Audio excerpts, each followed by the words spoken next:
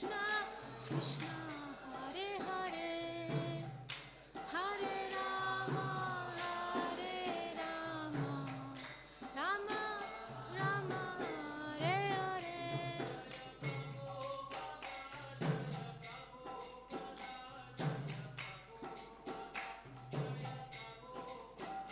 Jaya Prabhupada Jaya Prabhupada Jaya Prabhupada Jaya Prabhupada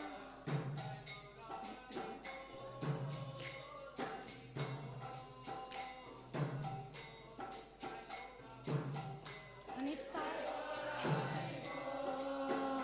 Hari Bol Hari Bol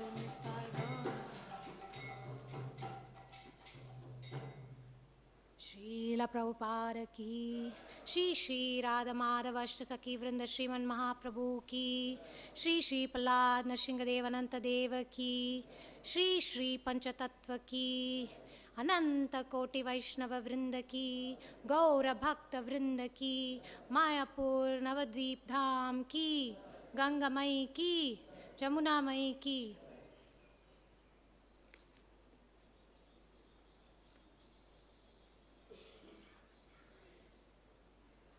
Srimad Bhagavatam ki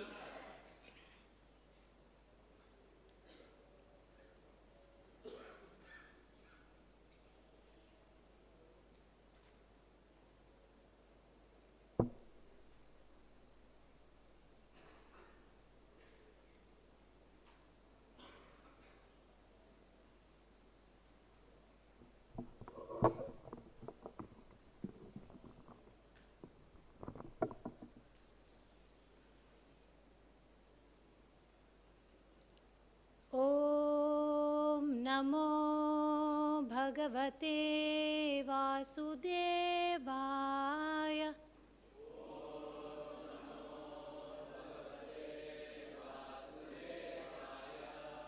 Om Namo Bhagavate Vasudevaya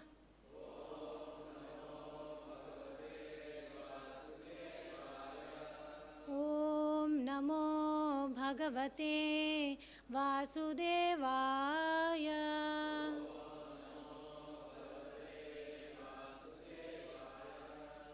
Om Ajnanaतिमिरन्दस्य ज्ञानाञ्जनशलाकया चक्षुरुन्मिलितं येन तस्मै श्रीगुरवे नमः मुखाकरोति वाचालं पङ्गोनं गायते गिरिं यत्कृपातमहं वन्दे श्रीगुरुदिनतारिणं परमानन्दमाधवं श्रीचैतन्य ईश्वरं नमः ॐ विष्णुपादाय कृष्णपृष्ठाय भूतले श्रीमते जयपताकस्वामिनिति नामिने नमाचार्यपादाय निताय कृपप्रदायिने गौरकथादामदाय नगरग्रामतारिणे नमो विष्णुपादाय कृष्णपृष्ठाय भूतले श्रीमते भक्तिवेदान्तस्वामिनिति नामिने नमस्ते सरस्वती देवे गौरवाणी प्रचारिणे निर्विशेष शून्यवादी पाश्चात्य देशतारिणे जयो श्री कृष्ण चैतन्य प्रभु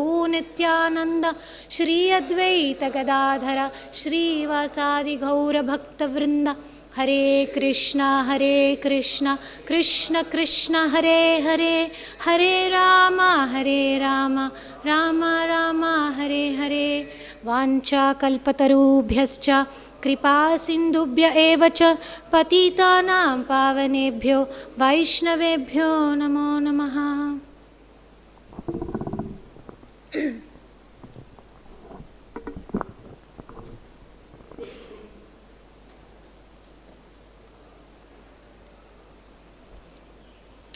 Reading from Srimad Bhagavatam, 2nd Canto, Chapter 2, Text 25 and 26.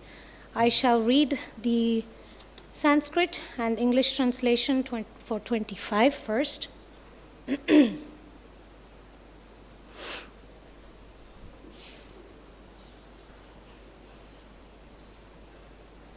Tad viśva-nābhiṁ tva ativartya viśṇor ānīyasā virajenātmanaikaḥ namaskṛtam brahma-vidām upaiti kalpa-āyuṣo yad vibudhā ramante.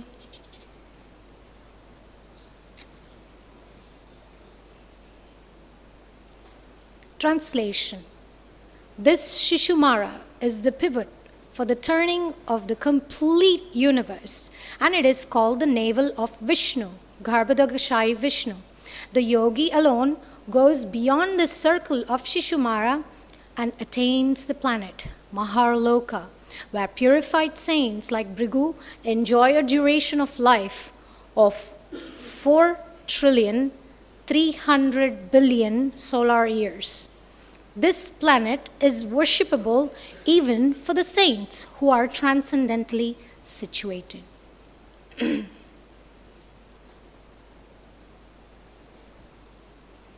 Text 26, which is on the board here.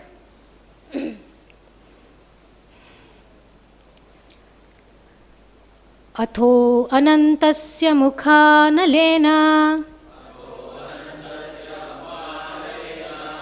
dandahyamānām nanirīkṣa viṣvam niryāti siddheshwarayuṣṭadishñām yadvai parādhyam tadupaparameshtyām. Atho anantasya mukhanalena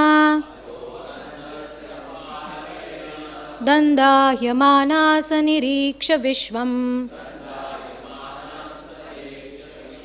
niryāti siddheshwarayuṣṭadishñām yadvai parādhyam taduparameshtyām. Atho anantasya mukhanalena dandahyamānām sanirīkṣa viṣvam niryāti siddheshwarayuṣṭadishñām yadvai parādhyam taduparameshtyām.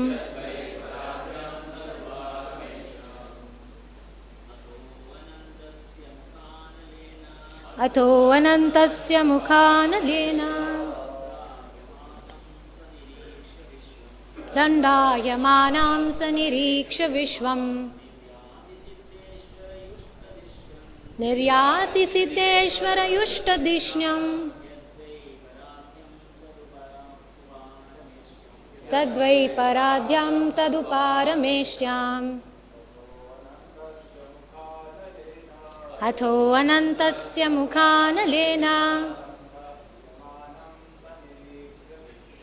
dandahyamānām sanirīkṣa viṣvam niryāti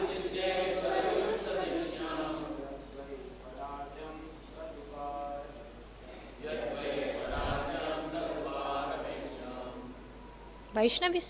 Oh, please go ahead. Atho anantasya mukhanalena dandahyamānām sanirīkṣa viṣvam niryāti siddheshwarayuṣṭadishñām yadvai parādhyam taduparameshtyām. Vaishnavis. Atho anantasya mukhanalena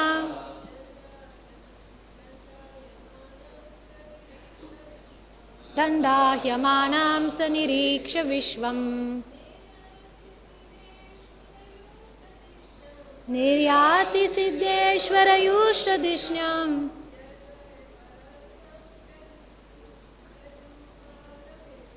yadvai parādhyam taduparameshtyām.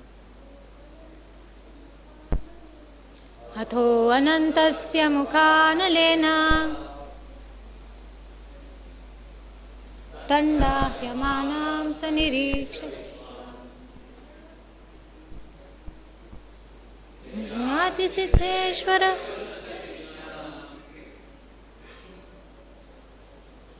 yadvai parādhyam taduparameshtyām. Atho anantasya mukhanalena Namaskṛtam sanirikṣya vishvam Niryati suddeshvara yushna dishna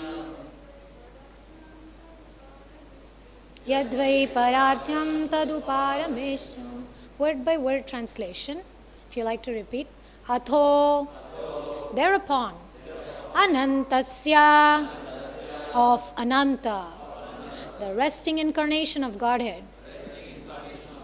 Mukhanalena, by the fire emanating from his mouth. Dandahyamanam, burning to ashes. Saha, he. Niriksha, by seeing this. Vishvam, the universe. Niryati, goes out. Siddheshvara yushta dishnyam, airplanes used by the great purified souls. Yat, the place. Dvaiparadhyam, 15,480,000,000,000 solar years. Tat, that. U, the exalted. Parameshtyam, Satyaloka, where Brahma resides. Translation. At the time of the final devastation of the complete universe, the end of the duration of Brahma's life, a flame of fire emanates from the mouth of Ananta, from the bottom of the universe. The yogi sees all the planets of the universe burning to ashes, and thus he leaves for Satyaloka by airplanes used by the great purified souls. The duration of life in Satyaloka is calculated to be 15,480,000,000,000 years. Purport by His Divine Grace A.C. Bhaktivedanta Swami Srila Prabhupada Ki Jai. It is indicated herein that the residents of Maharloka, where the purified living entities or demigods possess a duration of life calculated to be 4,300,000,000 solar years, have airships by which they can reach Satyaloka, the topmost planet of the universe. In other words, the Srimad Bhagavatam gives us many clues about other planets far, far away from us, which modern planes and spacecrafts cannot reach, even by imaginary speeds. The statements of Srimad Bhagavatam are accepted by great acharyas like Sridhar Swami, Ramanujacharya, and Vallabhacharya. Lord Sri Chaitanya Mahaprabhu specifically accepts Srimad Bhagavatam as the spotless Vedic authority, and as such, no sane man can ignore the statements of Srimad Bhagavatam when it is spoken by the realized, self-realized soul, Srila Sukadeva Goswami, who follows in the footsteps of his great father, Srila Vyasadeva, the compiler of all Vedic literatures. In the creation of the Lord, there are many wonderful things we can see with our own eyes every day and night. But we are unable to reach them equipped by modern materialistic science. We should not therefore depend on the fragmentary authority of materialistic science for knowing things beyond the range of scientific purview. For a common man, both modern science and Vedic wisdom are simply to be accepted because none of the statements either of modern science or of Vedic literature can be verified by him. The alternative for a common man is to believe either of them or both of them. The Vedic way of understanding, however, is more authentic because it is being accepted by the acharyas, who are not only faithful and learned men, but also liberated souls without any of the flaws of conditioned souls. The modern scientists, however, are conditioned souls, liable to so many errors and mistakes. Therefore, the safe side is to accept the authentic version of Vedic literatures, like Srimad Bhagavatam, which is accepted unanimously by great acharyas. Srila Prabhupada Ki. Wow, what a meditation. Ananta Shesh, right behind Nrsimhadev. That's Ananta Shesh, emanating the fire of destruction. So there are 3 principles that we will meditate upon today. This verse proves how everything in this universe is going to come to an end. Everything that we build. And the wise, such as the sages and the yogis, they build with this material body, with this material existence, something that is beyond matter. That's the beginning for a yogi's life. Just as in Bhagavad Gita, Krishna says, the night for a materialist is a morning for the yogi. So, the beginning of spiritual life is when we can discriminate and distinguish between matter and spirit. So that's one principle. The second principle is how the modern science and Vedic wisdom, see, Srila Prabhupada is putting light upon this point that both are not verifiable by a common man. So we'll touch a little bit about that as well today. And the most important thing for us is how acharyas are not only faithful, but they are learned, which means they are both scientific and spiritual. They have both understandings, and they are not just conditioned souls, but they are beyond. They are beyond, which means they are transcendental. So the knowledge that we are receiving in Srimad Bhagavatam is transcendental. And these great acharyas are empowered by Krishna. Now, this verse, which is describing the Shishumara, especially the verse 25, speaks about the Shishumara. This is what we can call as the dolphin galaxy incarnation of the Lord. So this is actually a feast topic for any astrologer. And I studied this topic.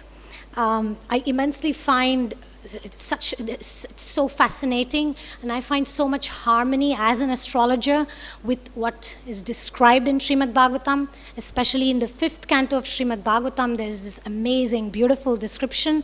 But today I just want to give you a little glimpse of how that harmony or that Shishumara system is like that great machine which comprises of stars and planets, and how it has a shape and form like a dolphin. So later in the 5th canto, there's a description in the chapter which explains about the Dhruva Loka, and then it explains that it's actually an imaginary form. It's an imaginary form which can actually be seen by telescopes.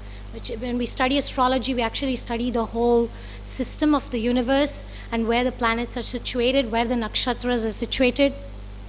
And so the head of the Shishumara form is downward, and then the body of it appears like a coiled snake. And at the end of that coiling of the snake, the tail is where the Dhruva Loka is present.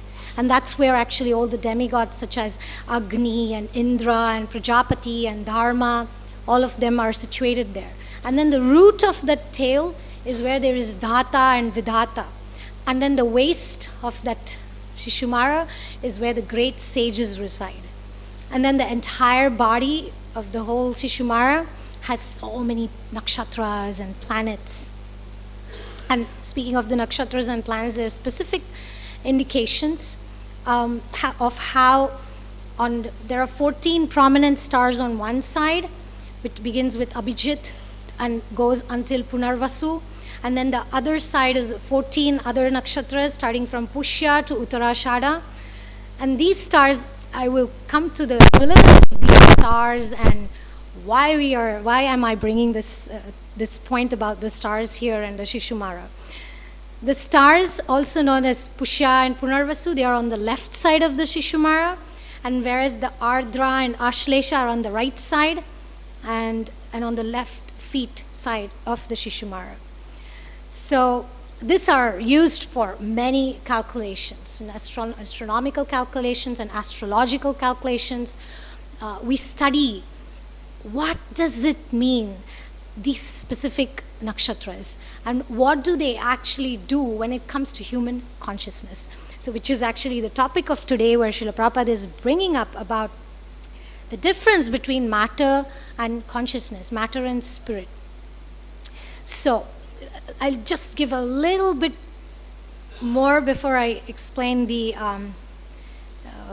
context for today's introduction. There is also the Ganga, which flows in the Shishumara form, and then on the upper chin of the Shishumara is Agasti, the lower chin is the Yamaraj, and the mouth of the Shishumara is Mars planet, and the genitals is Saturn, and the back of the neck is Jupiter, on the chest is the sun, and in the core of the heart is Narayana himself, and within the mind is the moon planet, and the navel is Venus, and the breasts are Ashwini Kumaras, and within its life air or pranapana is Mercury, the neck is Rahu, and all over the body are other stars. So this is like a mini version of the Shishumara incarnation, a mini version of Viṣṇu. Actually, I am very excited about this topic because how this macrocosm has a direct influence on the microcosm. That's us, our individual consciousness, is a study that I did, and I would like to quote a verse that describes, this is from the Viṣṇu Sahasranam. This is in the battlefield when Bhishma Devi is lying on the bed of arrows. He composes these 1,000 names of Viṣṇu, and it has 108 verses. And out of these 108 verses, there are shastric references of how each of these verses are connected to a specific nakshatra. And every nakshatra that we just studied some of the names, each of these nakshatras have a specific demigod, and each of these nakshatra actually has a specific personality manifestation of Krishna himself. And each of us are born under specific nakshatras. So we all have a specific personality trait that actually is connected to Krishna or Viṣṇu. So that I did a whole study. Actually, this is a book I put together. I wrote this book. It's called Nakshatras, and there's an explanation of how that macrocosm and microcosm are connected. So one of the verses goes like that. Anirvinnasta vishto bhur dharmayopo mahamakaha nakshatra nemir nakshatri kshamakshama samihanaha. So this particular nakshatra rules this particular verse of Viṣṇu Sahasranam is connected to the nakshatra called Uttara Phalguni, and that is a nakshatra which is specifically connected to the demigod known as Aryaman. But the meaning of this verse is very relevant for today's topic. I'm going to read an elaborate translation of that because it's connected to how Krishna relates to individuals. So the verse meaning is, Lord Krishna, Viṣṇu, is not discouraged by the rebelliousness of the conditioned souls, and therefore he always acts for the welfare and protection. His form is larger than the cluster of stars known as the Shishumara, and he appears as the Dhruvaloka planet, around which all the planets revolve. He is the pillar upon which all religious principles rest, and great Vedic sacrifices are meant for his satisfaction. He causes the motion of all planets, and he is the monarch He is the monarch who rules all the planets and stars. He controls the movement of the planets, and he is situated within all the planets. And pious persons aspire to attain him.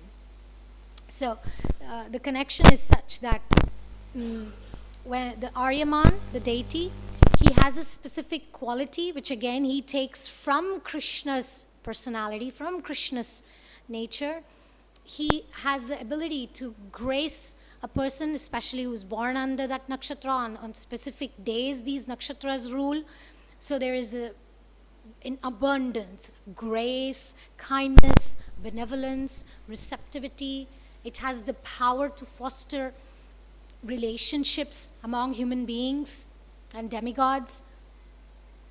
And this also influences people to become very committed to vows, committed to become disciplined in spiritual life, committed to marital vows, etc.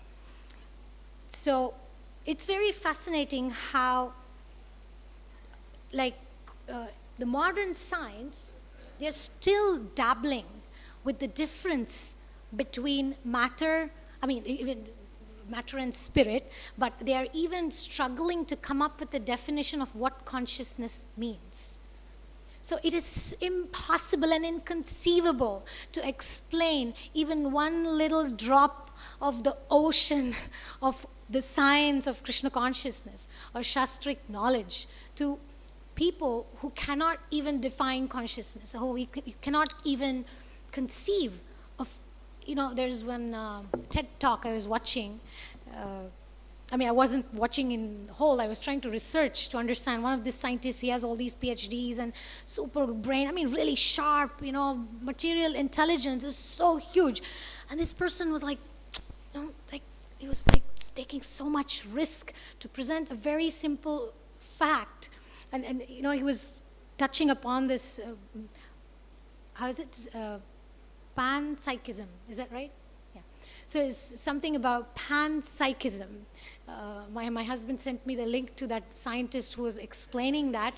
And so, this is like dabbling with the possibility of, maybe everything has consciousness, but maybe it doesn't have individual consciousness. But this guy was like, he's an old man, right, with so many PhDs and such logical and theoretical understanding of matter and universe and nature. But he was taking such a huge risk. He was like, very carefully, he was saying, but we have to be very careful, And I was thinking, how would you explain Srimad Bhagavatam to somebody like that? How would you explain the cosmic manifestation? How would you explain the connection between the macrocosm and microcosm, and how that works within an individual, how there's the entire universe within us? That's the whole point of yoga, right? How there's a whole entire universal Shakti within us, and by connecting with the divine, we can actually explore that, manifest that, and give it back to the Lord in service. How would you explain that to somebody who would not even boldly state, 78-year-old man cannot even boldly state that, what, I have consciousness, and so does a plant, so does an animal. He takes so much hesitation because it's a big risk. I did a little more study about these things about panpsychism, which is not similar, but pantheism is different. But anyway, I don't want to get into that. It's not my expertise, but I want to get to Bhagavad Gita. So Krishna very clearly says, in order to understand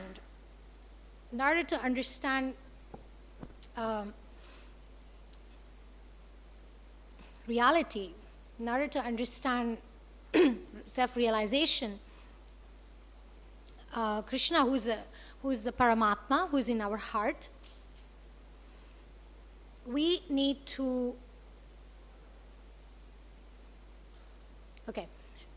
going back.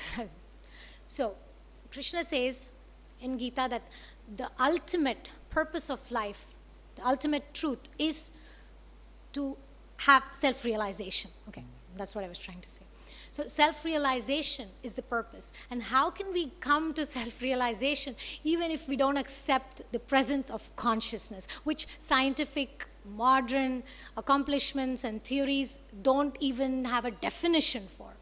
So that's Prabhupada's statement that we cannot depend on modern sciences to give an answer to everything. And they find it very risky to go there, even though they may have personal realizations about it. So now, Krishna has 4 personality types. So he has different aspects to him. There is the Dhira Prashanta aspect of Krishna, self-satisfied, like Lord Ramachandra mood. And then there is the Dhirodhata aspect of Krishna. And then there is Dhira Lalita aspect, personality of Krishna, who is very joyful, adventurous, naughty, aspect of Krishna, and then there is a dhirodhata, very grave aspect or personality of Krishna. So these four personalities are the origin from which comes the Chaturvyuha, the four different Sankarshan, Pradyumna, Aniruddha. That Chaturvyuha comes from these four personality types of Krishna. Rupa Goswami explains that. Again, why I'm bringing that point is to emphasize on that individual consciousness, how we all have personality types. We all have different natures, but it's all originally coming from Krishna. And some people try to figure out Krishna just like blindfolded men going and figuring out what is an elephant. Everybody who touches a different part of the elephant says or perceives the elephant to be, the one who touches the tail says it's like a snake. Somebody who touches the trunk says it's like a pillar. Somebody who touches the stomach of the elephant says it's like a wall, right? So each person who has a perception of Krishna's personality may understand Krishna according to their perception. So different religions define Krishna or understand Krishna's specific nature, specific personality side. So this knowledge of Srimad Bhagavatam is so deep and it's so fascinating that we can derive very basic level of problem solving by understanding these nakshatras, which causes our karma to manifest and get activated at certain points, which activate certain psychological tendencies in us, and certain relational dynamics happen. It's all because of originating from Krishna's personalities. And what to speak of, I was explaining about the elephant, right? Prabhupada says a common person cannot argue neither with science nor with Vedic scriptures, because neither of them are verifiable. So when I say that, that also comes down to, even as devotees, I cannot actually say, I know what is the truth, or I know what is the Vedas. I cannot actually say, I am only insignificant. What is significant is Srimad Bhagavatam. What is significant is our acharyas. What is significant is Krishna. My connection with Bhagavatam, my connection with Krishna is what is significant. I am not. So this understanding helps us to remain humble and to not argue and go away from the truth that we are common people who can only follow the acharyas and cannot say that I know everything. Then I was even thinking, when you're preaching to somebody who is very attached to materialistic explanation of nature and consciousness and spirit, it becomes very difficult unless and until the person has faith to introduce to Gaudiya Vaishnavism, which is even one step further away. In this description of Shishumara and in studying these topics, there is so much depth to the philosophy aspect, which reveals psychology, which reveals philosophy, which reveals all aspects of human existence. But when we speak about Gaudiya Vaishnavism, it's so transcendental. One verse I'd like to quote, this is from Chaitanya Charitamrita Adi Leela. I mean, how would you explain this to a materialist? I don't know. Say pancha tattva mile prithvi ashiya purva prema bhandarera mudra ugadiya pancha mile lute prema kare ashwadhana yata yata piye trishna bade ash anukshana. The characteristics of Krishna are understood to be a storehouse of transcendental love. Although that storehouse of love certainly came with Krishna when he was present, but it was sealed. But when Sri Chaitanya Mahaprabhu came with his associates of the Pancha Tattva, they broke the seal and plundered the storehouse to taste transcendental love of Krishna. The more they tasted it, the more their thirst for it grew. So, this level of understanding God consciousness, this level of understanding the capacity of an individual soul to experience relationship with Krishna is so much higher. It's so much way out there. When Bhishma spoke about these Vishnu Sahasranam verses, if you go into the depth, every single word of that, it's like an ocean of meaning. It's an ocean of descriptions and glories of the Lord. And ultimately, all these Vedic literatures are supposed to uplift human existence, right? Dharma, artha, kama, and moksha. So even many astrologers, it's like it's a remedy just to listen to Vishnu Sahasranam. It pacifies all your planets. It pacifies all your defects of the nakshatras. And it improves your health. It improves your marital life situation. If you're not getting married, it will activate your marital karma. You know, all that karma kanda aspects as well is given by the holy names of Krishna. What to speak of Vaishnava philosophy, which is going so beyond, so beyond. Everything is in Krishna consciousness. Everything is in one holy name of Krishna. Everything is there. We can attain everything there. And this Chaitanya Charitamrita verse, I'm actually studying with a group this particular chapter of Chaitanya Charitamrita Adi Leela. And Prabhupada very beautifully brings a point that's relevant for today's purport as well. Patra patra vichara nahi nahi sthana sthana ye aya paya tanra kare prema dhana. Yesterday we were studying this verse. In distributing love of Godhead, Sri Chaitanya Mahaprabhu and his associates did not consider who was a fit candidate and who was not, nor where such distribution should or should not take place. They made no conditions. Wherever they got the opportunity, the members of the Panchatattva distributed love of Godhead. And Prabhupada says in the purport, there are some rascals who dare to speak against the mission of Lord Chaitanya by criticizing the Krishna consciousness movement for accepting Europeans and Americans as brahmanas and offering them sannyas. But here's an authoritative statement that in distributing love of Godhead, one should not consider whether the recipients are Europeans, Americans, Hindus, Muslims, etc. Then he continues later in the purport to say, these foolish arguments are sometimes raised by envious rascals, but Krishna-conscious devotees don't care about them. We strictly follow the principles set down by Panchatattva. And we can see that happening, right? What scientific explanation can modern science give for all kinds of nationality? I mean, right in this room, sitting here, right? We have people from all over the world, and that is the prediction of the scriptures. And how are you going to verify it? Here it is. So, right in front of our eyes, it's happening. As Prabhupada mentions in the purport, there are some things that you can see. And the potency of Gaudiya Vaishnavism, the potency of Srila Prabhupada's mission, we can actually literally see in Mayapur Dham, right? Every festival time, Bhaktivinoda Thakur's prediction of all different people coming together for what? To chant the holy names. To chant the holy names of Krishna.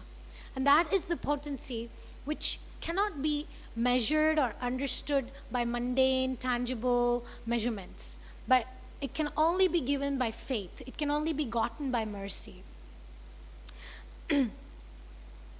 Lutiya kaiya diya bhandara ujjade, ascharya bhandara prema shataguna bade.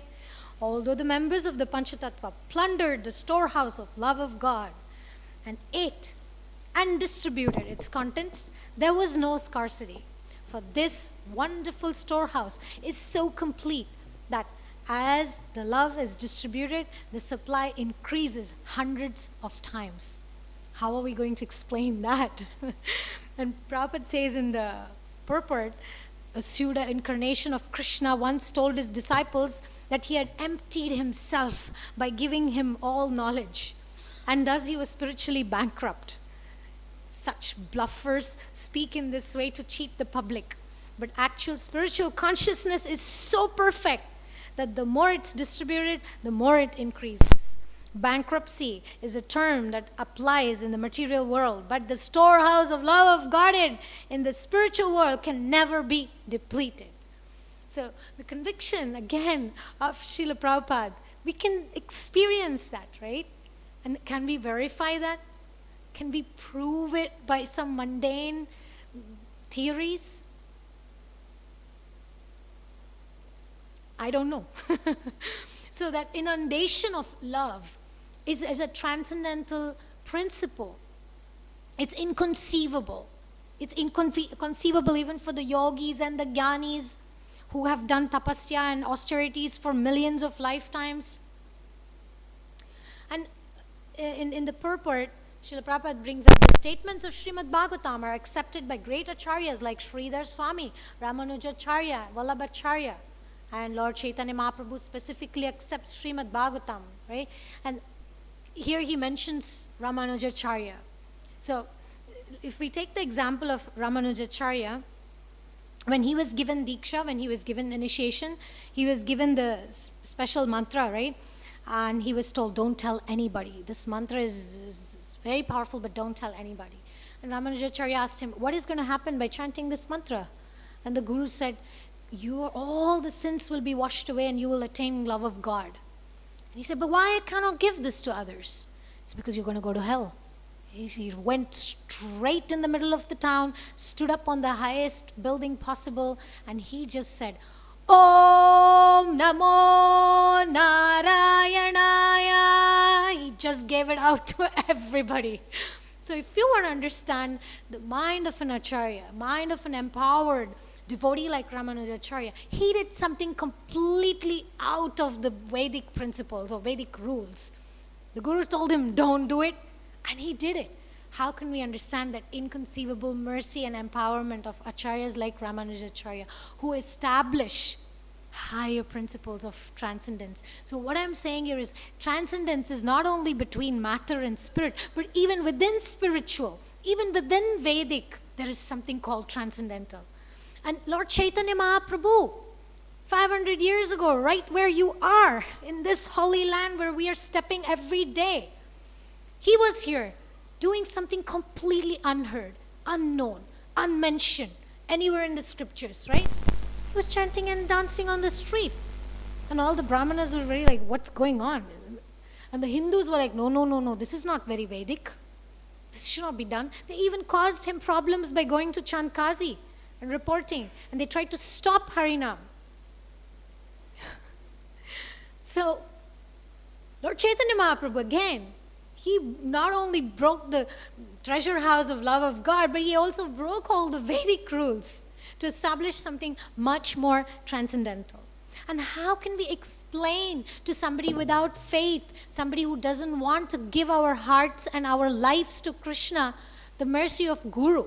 How can we explain Mukha karoti vachalam pangoram gayate girim yat kripatamaham mande Shri Guru dinatarinam? How can we explain that by the mercy of the Guru, a blind man can see, a lame man can walk?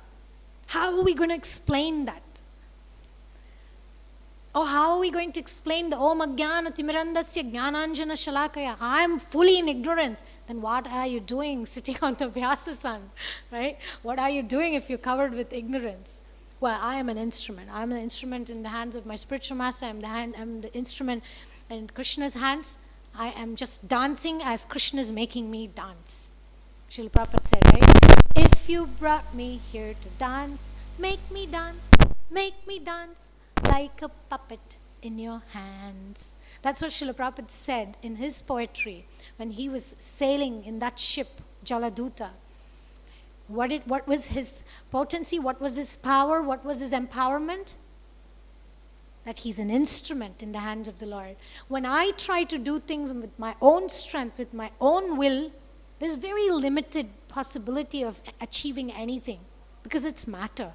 But once I become the Lord's, I give myself to the Lord, and I allow the Lord to work through me, there's unlimited services that can be offered. So that's the difference between matter and spirit. That's the difference between material and spiritual.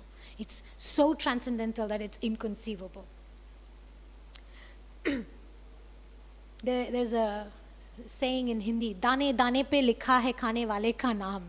It means on every, how can you translate that in a poetic way? How can you say that? Dane dane pe likha hai khane wale ka naam. Yeah, every grain has your name. Okay, every grain has your name. So every grain the elephant is eating, its name is written on it, which means that it's a saying that Krishna has a plan for all of us. He has a plan to take care of us. He has a plan to feed us. He has a plan to clothe us. He has a plan to give us shelter. There is no necessity to worry about those things. The most urgent thing is, how can we give the message of the Lord to others? How can I become an instrument in the hands of the Lord? How can I further this mission of Chaitanya Mahaprabhu? Everything else is already taken care. It's only Shrama eva hi kevalam. It would only be a fruitless labor to worry about things which the Lord has already planned even for elephants. The elephants don't go to work. The elephants don't go to school. They get their food. So those are not the trivial things we should be worrying about. Now, we may also have this other question, right? How can the holy name remove my sins? How can the holy name really purify me? So one analogy that really helps me, that Savitri Mataji often quotes, and it's touched my heart, is how when I cry for my mother or father, Krishna says that we are all his children. Aham bija pradapita, he is the seed-giving father to all living entities. Krishna declares, Mama evam sho, we belong to him. Krishna has already owned us. I belong to Krishna. So when I call out to that person that I belong to, there is nothing that he cannot take care of. So even as much as advanced in a philosophical level, Krishna is Atma-Rama. He is always self-satisfied. He's perfectly situated in his spiritual world, doing his leelas, and he's super happy. On the leela level, on the rasa level, on the aspect of the mellows and the relationship that he has with each of us, in one sense, he needs us. Because each of us are unique devotees. Maybe he doesn't need us, maybe it's rather he wants us. Yeah, let's put it that way. May not need, but he wants us. So, yes, Krishna is self-satisfied, but there is also an element of him which gives him pleasure when we are able to do his service, when we become of service to him. And yeah, like for example, it said, Sharanagata Vatsala Govinda, Karuna Sagara Govinda, Apat Bandhava Govinda. So there are all these functions that Krishna does, which is very unconventional, which is very out of the box, which is very transcendental. So he feels for us. There is nothing insignificant between me and Krishna. I can go to Krishna with anything, any of my troubles to him. But the goal should be, Krishna, I'm going through this, please help me so that I can be an instrument in your service. Krishna, I'm going through this, help me sort it out if you like, so that I can be of service to you. So with that mood, we get the mentality of empowerment. We follow the teachings of the acharyas, and then our life is worth living. To conclude this context of today, I want to quote from Madhvacharya, who summarizes in one of his Dwadasha Stotra. He summarizes this concept of how Krishna, with his Shrishti and Sthiti and all the functions of the universe, is how he's maintaining. At the same time, he's maintaining that personal relationship, and he's empowering every living entity to do that service which is very dear to him, of bringing back the souls who are struggling to their original state of Jiver Swarup Krishner Nityadas. So I'm going to quote this. It's in Sanskrit. It's just so beautiful. I grew up listening to this. My grandfather taught me this song, and today when I was reading the translations and connecting to this verse, I was just feeling so grateful that the songs that I knew, but the meaning has such depths to it. I will translate it after. Srishti samhara leela vilasattatam puštashad gunyasad vigrahollasinam dushtanishesha samhara karmodhyatam hrushtapuštati shishta praja samshrayam prinayamo vasudevam. This prinayama vasudevam essentially means, Krishna, I love you. Krishna, my life is meant to love you. And unnata prarthita shesha samsadakam sannata laukika nandada shripadam binna karma shaya prani samprerakam tanna kim neti vidvatsumi mamsitam prinayamo vasudevam. So the translation is like that. The eightfold actions of this world regarding creation and destruction is just like a sport for our Supreme Lord. He doesn't have any needs fulfilled through that. He's only doing this to protect and preserve the living entities. And his body is so infinite and auspicious and transcendental that even the great sages are engaged in his service. He's always engaged in, he is engaged also in complete destruction, especially the destruction of the wicked, also in the wicked in our hearts. He protects those who willingly accept whatever is given by him as mercy. And he gives jnana, bhakti and vairagya to those who approach him with devotion. And then this second verse, unnata pratita, is speaking especially also of Dhruva Maharaj. Sometimes we approach the Lord with certain desires, but our Krishna is not like other demigods or any other devatas who gives us the wishes we request. He only grants a higher, unnata prarthita shesha samsadakam. So it refers that he fulfills those desires just like he fulfilled of Dhruva Maharaj. Unlike others, he grants all the prayers not only for this world, but also for the next. So he completes our purpose by giving us liberation from material desires and makes us worthy of being able to do service to society. And his auspicious feet is worshipped even by Lakshmi Devi and all the sages.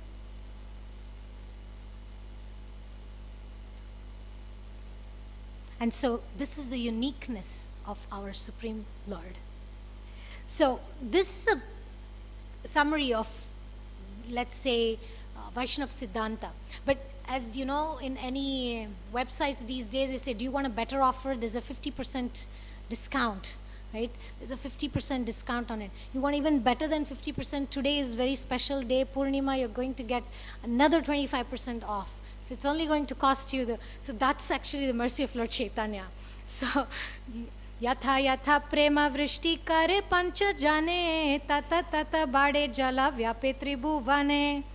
So the mercy of Panchatattva is like rains of love of Godhead, and the inundation increases and spreads all over the world. So that's our offer, to take shelter of Panchatattva. Panchatattvatmakam Krishnam bhakta rupa swarupakam bhaktavataram bhaktakyam mami bhakta shaktikam. So just like the Chaturvyuha expansions of Krishna personality, Panchatattva is that expansion that's giving us that shelter and empowering us to become engaged in service of the Lord and fulfill the purpose of our life. So thank you very much for your attention.